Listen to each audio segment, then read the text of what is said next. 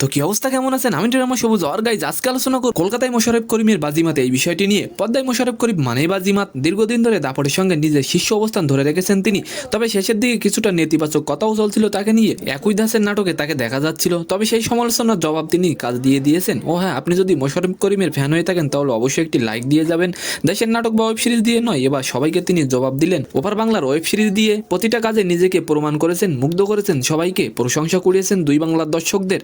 নতুন বছরের শুরুতে হুব্বা সিনেমা দিয়ে বাজিমাত করতে আসছেন মোশাররফ করিম। বলেন, একজন অভিনেতা কখনো একই বৃত্তে আবদ্ধ করতে রাখতে চায় না। এবার আসি বাংলাদেশে আসবে ঋত্বিক রোশন এই বিষয়টি নিয়ে। শাহরুখের পাঠান দিয়ে এবছরই বাংলাদেশে হিন্দি সিনেমার মুক্তির রেওয়াজ শুরু হয়। তারপর সালমান খানের কিচিকা ভাই কিচিকা জান, শাহরুখের জামানো ডাঙ্কি মুক্তি পেয়েছে। আর এবার আরেক সুপারস্টার ঋত্বিক রোশনের নতুন মুভি ফাইটার আসবে বাংলাদেশে।